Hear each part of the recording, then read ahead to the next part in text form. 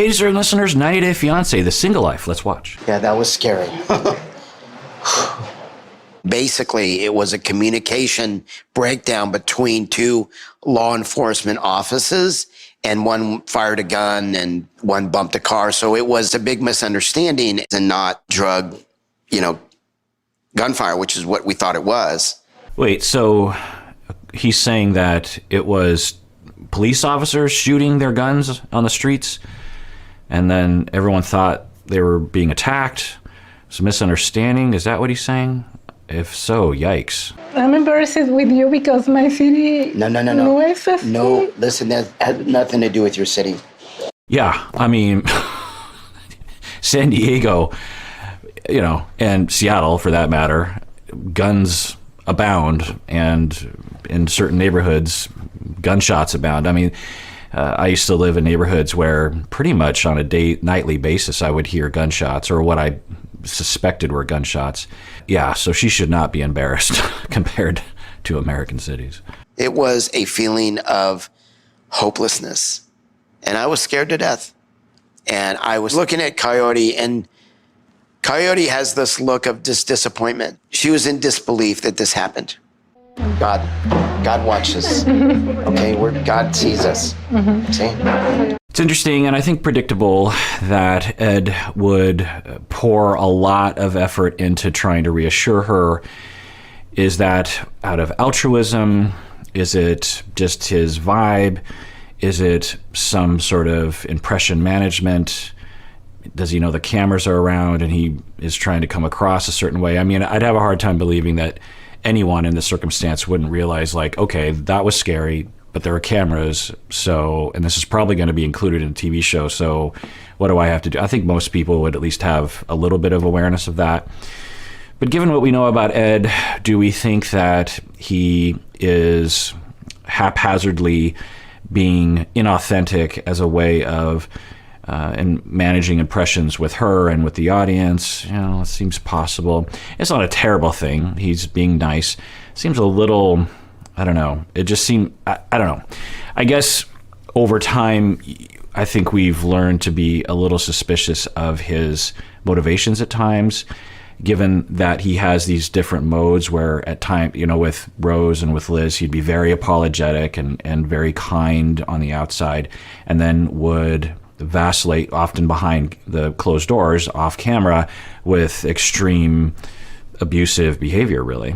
And so we just have to wonder, what's the true Ed in this situation? Let me know. Do you think this is authentic altruism towards Coyote, or is there something involved in, is it an anxious response of, I need to make sure I present a certain, what are the optics of this, that kind of thing? I can't tell you. I'm just kidding. No. It's Tom Ford, Sean Paco Absolute. Oh, me gusta.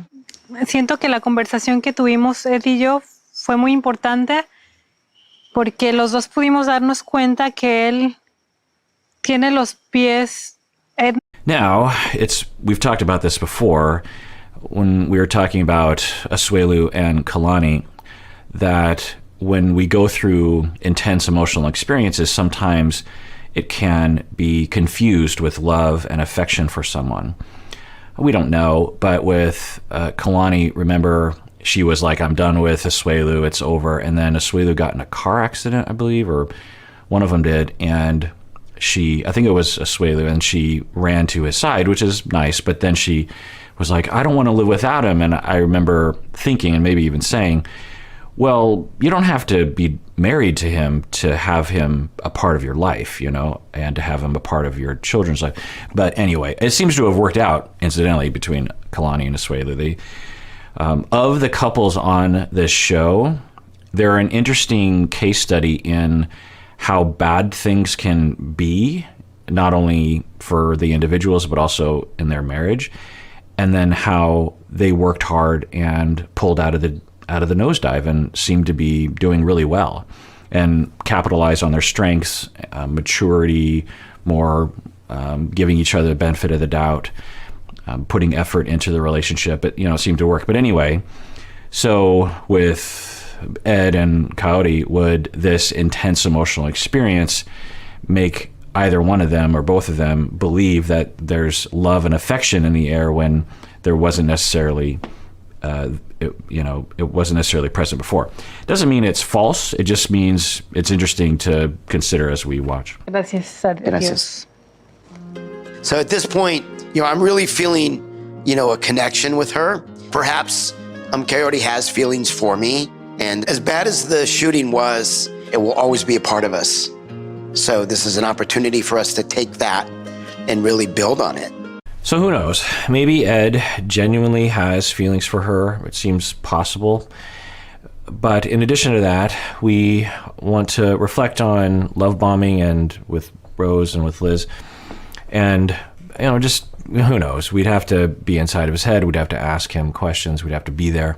We're not. But when we think about love bombing, which is a trending topic on the internet these days, seemingly, I want people to think about how most of the time when people are love bombing, meaning that there's just a ton of what might be considered almost fake affection, or not fake affection, just like an extreme amount of affection and love, and oh my God, this is the best, and oh my God, you're the best, and let's move this thing forward faster. Oh my God, I want more of you, and here's some gifts, and you're the best lover, or you're the most beautiful person, or you're so smart, or you're so funny, and you're the best, you're the best, you're the best. And then one day it kind of flips, and you're suddenly being treated very poorly, from I'm the best to I'm the worst. And we don't know, but there were signs of that with Liz, where he was really pushing things. Let's move in together. Let's get married. Da, da, da, da. And then we heard the phone call and the abuse that was happening there. We don't know what the relationship was really like. We'd have to talk to them. Of course, everyone would speculate, but we just don't really know.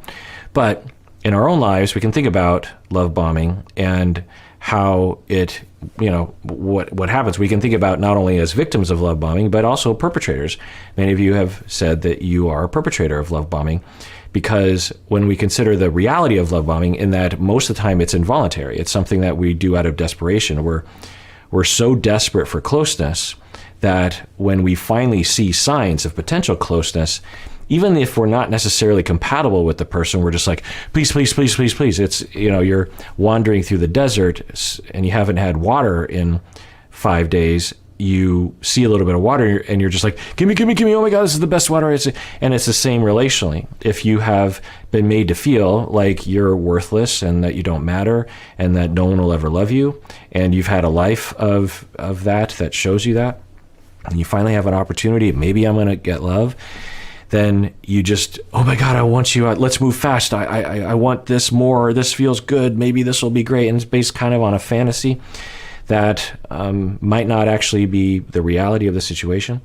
So that's usually it. Now, there are people who will love bomb sadistically and psychopathically. These people wake up in the morning and say, he, I'm going to trick this person by showering them with affection. Some cults are like this. Some religious groups are like this. Abusive people can be like this. But most of the time, it's involuntary. It's something that people do out of emotional desperation. And, we can just sort of watch his reaction to her, because she's more, shall I say, like reserved or realistic about their situation. They just met for the very first time in person. There was a shooting, and she's just like, yeah, well, I'm guessing for her, she's like, well, let's, I'm not going to make any conclusions based on this one interaction. But he's like, oh my God, this is the best. Oh my God, we're bonding. This is, God put us in this situation so that we would fall in love. Like, there's all this grandiose discussion around that, which of course also lends itself to a discussion about grandiosity and the veil that some people will defensively build up so that they can protect themselves from the knowledge or the idea that they're worthless on the inside. All right, well, that is it for that episode. Everyone out there, please take care of yourself, because you deserve it. You really, really do.